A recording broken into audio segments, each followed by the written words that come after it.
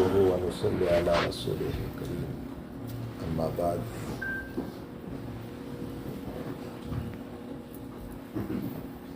سئل للنبي صلى الله تعالى عليه وسلم من أحزم الناس يا رسول الله صلى الله عليه وسلم قال النبي صلى الله عليه وسلم القيس من دان نفسه وعمل لما بعد الموت۔ بھائیو اور دوستو، ہماری زندگی دو ہے۔ ایک یہ مختصر سی زندگی ہے جو عاریت کے طور پر ہم مانگ کر لے کر آئے ہیں اس دنیا میں، جو 70-80 پر ختم ہو رہی ہے، اور ایک وہ طویل زندگی ہے جو موت کے بعد شروع ہونے والی ہے۔ وہ ایک بہت لمبی زندگی۔ ظاہر سی بات ہے کہ اہل دنیا اور کفر کی نظر اس دنیا کی زندگی پر ہوتی ہے، ان کو آخرت کا یقین ہی نہیں ہے، وہ آخرت کو مانتے ہی نہیں ہیں۔ بل ادارک علمہم فی الآخرہ بل ہم فی شک منہا بل ہم منہا عمون۔ وہ تو آخرت سے بالکل غافل ہیں، بلکہ وہ اندھے ہیں آخرت کے باب، ان کے پاس علم ہی نہیں ہے آخرت کا، وہ انکار کرتے ہیں آخرت کا۔ مر گئے، مٹی ہو گئے، مسئلہ ختم ہو گیا، بس جو اسٹیٹس بنانا ہے یہیں بنا لو، اسی زندگی کو خوبصورت بنا لو، یہیں بڑے شان سے رہ لو، یہیں شہرت کما لو، یہیں عزت کما لو، یہیں دولت کما لو، بس اسی زندگی کے اوپر ان کی نظر ہے۔ اور ایک وہ زندگی ہے جو لامحدود ہے، اور یہ مومن کا یقین ہے کہ ہمیں مرنے کے بعد حساب دینا ہے۔ وَبِالْآخِرَةِ هُمْ يُوقِنُونَ۔ مومنین یقین رکھتے ہیں، ہم یوقنون۔ شیخ الاسلام ابن تیمیہ رحمۃ اللہ علیہ نے لکھا ہے، معلومات کے درجے میں مومن کا یقین نہیں ہونا چاہیے، یقین کے درجے میں یقین ہونا چاہیے۔ کتاب الایمان میں لکھا ہے، حضرت کی کتاب ہے کتاب الایمان، اس میں لکھا ہے کہ مومن کو آخرت پر صرف معلومات کے درجے میں نہیں ہونا چاہیے۔ معلومات کا مطلب یہ ہے کہ مجھے علم ہے کہ زندہ ہونا ہے، صرف معلومات نہیں، یقین کے درجے میں ہونا چاہیے کہ یقیناً مجھے زندہ ہونا ہے، مجھے حساب دینا ہے، اپنے رب کو اس کے سامنے حاضر ہونا ہے۔ اور جس کی نظر آخرت پر ہوتی ہے وہ اپنا اسٹیٹس دنیا کو بنانے کی فکر نہیں کرتا، وہ یہاں سب کچھ کمانے کی فکر نہیں کرتا، بلکہ اس دنیا میں رہ کر اپنی آخرت بناتا ہے۔ اس کی زندگی سے آخرت، اس کی صحت سے آخرت، اس کی دولت سے آخرت، یہ جو کچھ یہاں کما رہا ہے اس سے اس دنیا کو آباد کر رہا ہے۔ حضور پاک صلی اللہ تعالیٰ علیہ وسلم کا ایک ارشاد گرامی، اللہ اکبر، نبی کی ایک ایک بات میں ہمارے لیے جو عبرت ہے۔ فرمایا من کانت نیتہ طلب الآخرہ، جس کی نیت آخرت کی طلب ہوتی ہے کہ مجھے اپنے رب کے سامنے حاضر ہونا ہے، من کانت نیتہ طلب الآخرہ جعل اللہ غناہ فی قلبہ، اللہ تعالیٰ اس کے دل میں بے نیازی ڈال دیتا ہے۔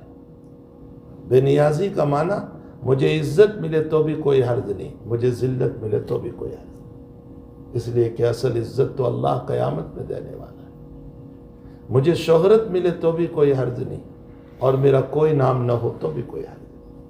قیامت کے دن شہرت تو اللہ موتیوں کے ممبر پر بٹھا کر دینے والا ہے۔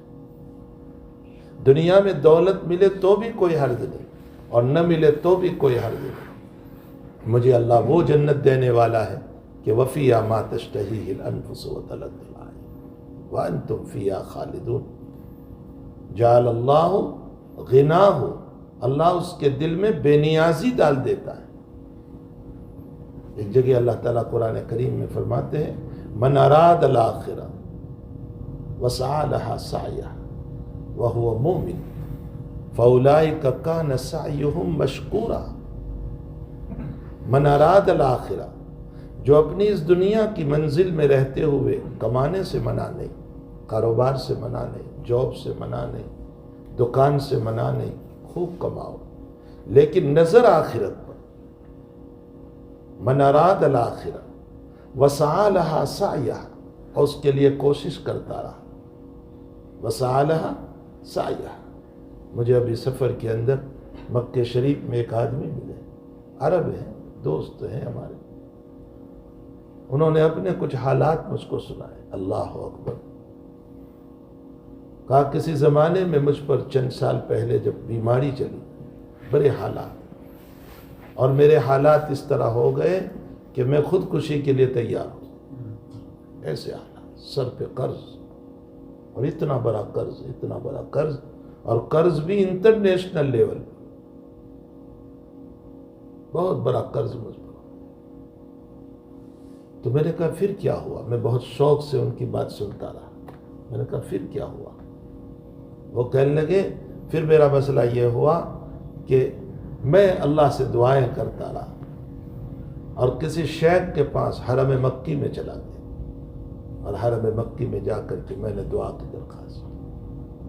تو انہوں نے مجھ کو ایک جملہ کہا کہ کچھ تو دکان چل رہی ہے تمہاری، تھوڑا تو شروع ہوا. کہا جی تھوڑا تھوڑا شروع. فرمایا اللہ کو پارٹنر بنا لو. کیا جملہ فرمایا؟ اللہ کو شریک بنا لو، کہ روزانہ جتنا آئے گا میں 10% اللہ کو دے دوں گا، وہ میرا پارٹنر ہے. میرے نفع کے اندر 10% میں اس کو روزانہ دے.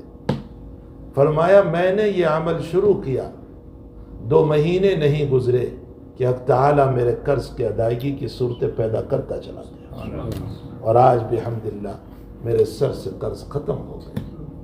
اللہ کو پارٹنر بناؤ اپنے کاروبار میں، اس کو دو، جو کما رہے ہیں اس کو دو. وہ یہ نہیں کہتا ہے کہ سارا کمایا ہوا مجھے دے دو، وہ کہہ رہا ہے کچھ میرے لیے رکھو، باقی تم اپنے اہل و عیال کے لیے رکھو، اپنی ضرورت کے لیے رکھو. تو من اراد الآخرہ وسعی لہا سعیہا، جس نے آخرت کا ارادہ کیا اور اس کے لیے کوششیں کی، وہو مومن. ایمان کے بغیر تو کچھ قبول ہوتا ہے. وہو مومن. اللہ تعالیٰ فرماتے وَقَانَ سَعْيُهُ مَشْكُورًا. ہمارے حضرت تھانوی رحمۃ اللہ علیہ نے ترجمہ فرمایا مشکورہ کا، فرمایا جو مومن آخرت کا ارادہ کر کے اعمال صالحہ کرتا رہا، فرمایا مشکورہ، اللہ کہہ رہا ہے میں تیرے عمل کی قدردانی کروں گا. کون کہہ رہا ہے؟ خالق. میں تیرے عمل کی قدردانی کروں گا.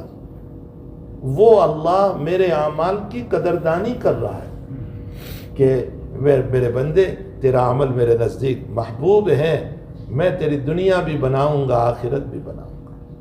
اس سے بڑھ کر کیا دولت ہو سکتی ہے کہ جو من کانت نیتہ طلب الآخرہ، آخرت کو جو مد نظر رکھتا ہے، جعل اللہ غناہ فی قلبی، اللہ اس کے دل کو بے نیاز بنا دیتا ہے.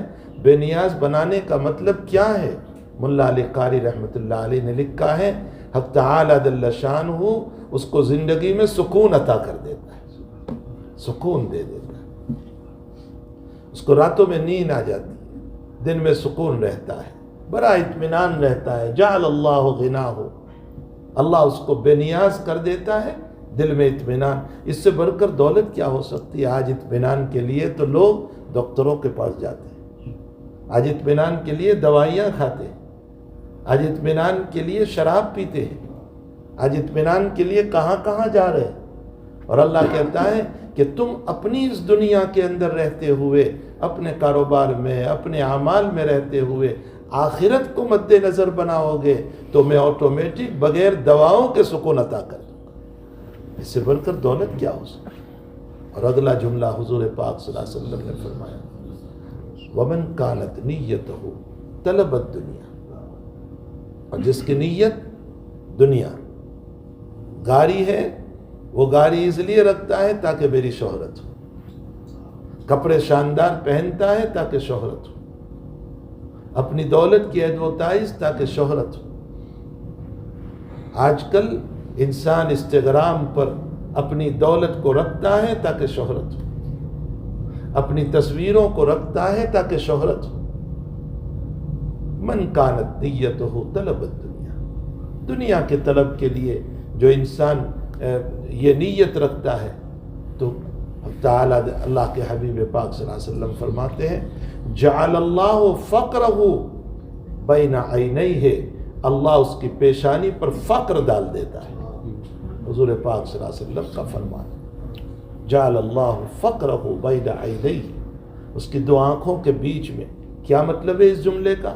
ملا علی قاری رحمۃ اللہ علیہ فرماتے ہیں اس کے چہرے سے پریشانیاں معلوم ہوتی، ہر وقت پریشان نظر آتا ہے، سکون اطمینان اس کو نہیں رہتا ہے، بس نہ راتوں میں چین نہ دن میں چین، بے چینی کے عالم میں اس کی زندگی گزرتی۔ جعل اللہ فقرہ بین عینیہ وشتت امرہ، اور اللہ اس کے معاملے کو منتشر کر دیتا ہے۔ کیسا منتشر؟ چین ہی نہیں پڑتا، اس کو اطمینان ہی نہیں رہتا ہے۔ اور جو آدمی حق تعالی آخرت کو بنانے کی فکر کرتا ہے، جمع شملہ، اللہ اس کے منتشر معاملوں کو جمع کر دیتا ہے۔ حق تعالی اس کے روزی کے ایک جگہ سے دروازہ کھول دیتا ہے، اور اس انداز سے دروازہ کھولتا ہے کہ اس کو پتہ بھی نہیں چلتا۔ تو میرے بھائیوں، یہ ایک محدود زندگی ہے، اس محدود زندگی میں رہ کر مومن کا کام یہ ہے کہ اپنی لامحدود زندگی کو تیار کرے۔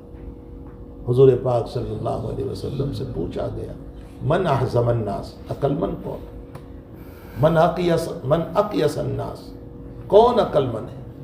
کس کو کہا جائے عقل مند؟ کیا اس کو کہا جائے جس نے دنیا میں کیریئر بنایا اپنا؟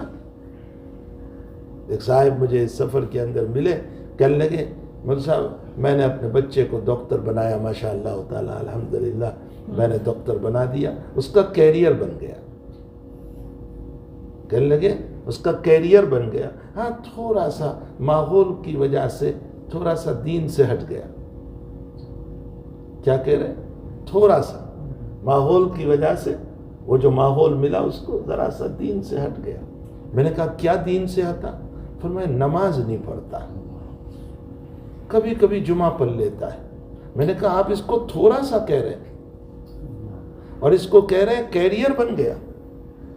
اس محدود زندگی کو تو بنایا، لامحدود زندگی کو کھو دیا۔ اس زندگی کو بنایا، اس کو کیریئر نہیں کہتے، کیریئر تو اس کو کہتے ہیں کہ لامحدود زندگی بنے، اس زندگی میں بھی کامیابی ہو اور اس کے ذریعے سے آخرت بھی کامیاب ہو، اس کو کہا جاتا ہے کیریئر کا بنانا۔ تو حضور پاک صلی اللہ علیہ وسلم سے پوچھا گیا کون عقل مند ہے؟ کس کو عقل مند کہا جائے؟ کیا دنیا کی لائف کی کیریئر بنا دے؟ تو حضرت نے کیا فرمایا؟ القیس من دان نفسہ وعمل لما بعد الموت، عقل مند وہ ہے جو اپنی ذات کو پہچانے کہ میری حقیقت کیا ہے، میرے آخری لمحات کیا ہے، میری زندگی کی حقیقت کیا ہے، مجھے کہاں جانا ہے، وعمل لما بعد الموت، اور ما بعد الموت کی تیاری کر رہا ہے۔ تو بہرحال میرے بھائیوں، ذہن میں یہ بات آئی کہ میں اس پر ایک دو باتیں عرض کر دوں کہ زندگی دو ہے، ایک یہ محدود زندگی اور ایک لامحدود زندگی ہے۔ اس محدود زندگی میں دنیا کمانے سے منع نہیں کیا، لیکن اس محدود زندگی کے ذریعے سے آخرت کے بنانے کو کہا گیا۔ الدنیا مزرعۃ الآخرہ، دنیا آخرت کی کھیتی ہے، یہ فارم ہے۔ حضور پاک صلی اللہ علیہ وسلم فرماتے ہیں الدنیا مزرعۃ الآخرہ، دنیا آخرت کی کھیتی ہے۔ جس وقت بدر کے اندر 3 صحابہ کرام کو حضور پاک صلی اللہ علیہ وسلم نے بھیجا 3 مشرکین کے مقابلے میں، عتبہ، شیبہ اور ولید کے مقابلے میں، حضرت علی، حضرت حمزہ اور عبیدہ رضی اللہ تعالیٰ عنہ۔ تو علی اور حمزہ نے تو اپنے مقابل کا مسئلہ تمام کر دیا، لیکن عبیدہ کا مقابلہ رہا، اور اس میں حضرت عبیدہ بہت زخمی ہو گئے، موت کے قریب ہو گئے۔ تو علی اور حمزہ اس دشمن کی طرف متوجہ ہوئے اور اس کو ختم کیا۔ عبیدہ نے فرمایا مجھے اٹھا کر نبی کی قدموں میں لے چلو، میں حضور کے قدموں میں مرنا چاہتا ہوں۔ اور جب حضور پاک صلی اللہ علیہ وسلم کے قدموں میں لے گئے تو آخری جملہ حضرت عبیدہ کا تھا، وہ ابو طالب کا وہ شعر تھا جو ابو طالب نے کہا تھا کہ ہم محمد کے لیے اپنی جان اور اولاد کو قربان کر دیں گے۔ یہ شعر پڑھا عبیدہ نے اور فرمایا کہ حضرت ہم صرف قول والے نہیں ہیں، میں یقیناً آپ کے پاؤں کے سامنے اپنی جان دے رہا ہوں آپ کے لیے۔ القیس من دان نفسہ وعمل لما بعد الموت، عقل مند وہ ہیں جو اپنی ذات کو پہچانے اور ما بعد الموت کی تیاری کرے۔ الدنیا مزرعۃ الآخرہ، دنیا جو ہے یہ آخرت کی کھیتی ہے۔ اس کھیتی میں جو ہم بوئیں گے وہی قیامت کے دن ہم پائیں گے۔ ظاہر سی بات ہے، کانٹے دار درخت بوئیں گے گناہوں کے تو وہی گناہوں کے درخت ملیں گے، اور اگر نیکیوں کے درخت بوئیں گے، محبت کے درخت بوئیں گے، اچھی زبان کے، اچھے اخلاق کے، اچھے کیریکٹر کے، اللہ کی رضا کے، حضور پاک صلی اللہ علیہ وسلم کی اتباع کے، اگر یہ بیج ڈالیں گے تو انشاءاللہ بڑے خوبصورت میٹھے میٹھے پھل ملیں گے، میٹھے میٹھے جو ہے فروٹس ملیں گے، میٹھے میٹھے ہمیں خوبصورت جو ہیں وہ پھول ملیں گے۔ تو یہ کھیتی جو ہے، اس فارم جو ہے، اس میں جیسا ہم بوئیں گے اسی کے مطابق ہم کاٹنے والے ہیں۔ اس لیے ہمیں چاہیے کہ ہماری اس موجودہ جو ایک محدود زندگی ہے 60 70 80 جو اللہ تعالیٰ نے مقدر فرمائی ہے، اس محدود زندگی کو اس لامحدود زندگی کی کھیتی بنا دو، اور اس میں اخلاق کے پھول، عبادتوں کے پھول، محبتوں کے پھول، اعمال صالحہ کے پھول، کسی کا قرض باقی نہ رہے اس کے پھول، اپنی زندگی صاف ستھری رہے۔ حضور پاک صلی اللہ علیہ وسلم نے فرمایا جہنم میں اوندھے منہ ڈالنے والی جو چیز ہے وہ یہ زبان ہے، انسان کی زبان جہنم میں اوندھے منہ ڈالنے والی ہے۔ تو ہماری زبان سے نکلنے والے وہ کانٹوں کے بجائے ہماری زبان سے پھول نکلے، محبت کے، پیار کے پھول نکلے، اچھی باتیں نکلے، کسی کے دل کو توڑنے کے بجائے کسی کے دل کو جوڑنے والی باتیں نکلے، تو اسی میں ہماری آخرت بہترین بنے گی۔ اللہ مجھے اور آپ کو ان باتوں پر عمل کی توفیق عطا فرمائے۔ صلی اللہ علی النبی الکریم۔ سبحان اللہ و بحمدہ، سبحانک اللہم و بحمدک، نشہد ان لا الہ الا انت، نستغفرک و نتوب الیک۔